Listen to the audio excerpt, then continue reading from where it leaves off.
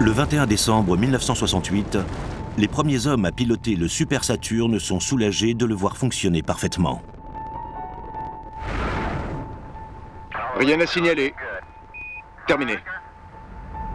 66 heures plus tard, Apollo 8 effectue une révolution autour de la face cachée de la Lune et entre en orbite lunaire. Houston, vous m'entendez? Ici Apollo 8. Ici Houston. Ça fait plaisir de vous entendre. Ça m'a rappelé quand j'étais gamin à San Diego et qu'on allait à la Rolla Shores Beach, une plage de sable gris.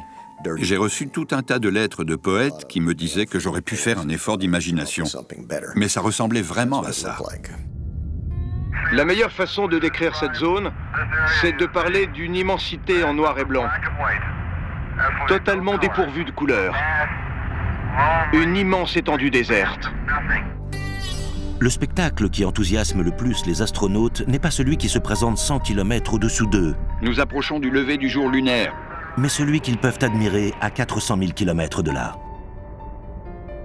On passait la ligne de lever du jour lunaire quand soudain on a vu apparaître la Terre.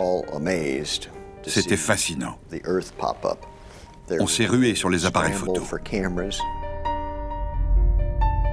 Bien que ses coéquipiers le contestent, Bill Enders s'attribue le mérite de l'image appelée « lever de terre », mondialement connue. Après tous ces préparatifs, le planning hyper chronométré de chaque étape de la mission, la grande surprise qui les attend à l'autre bout du monde ne concerne pas la Lune. C'est le fait de voir notre bonne vieille planète comme une toute petite et très précieuse oasis de vie et de couleurs perdue dans la noirceur de l'espace. Je crois que j'ai dû ressentir la même chose que les navigateurs d'autrefois à bord de leur vaisseau. Enders, Borman et Lovell passent 20 heures en orbite lunaire. Puis, après une dernière rotation qui les emmène derrière la Lune, vient l'étape cruciale du retour sur Terre.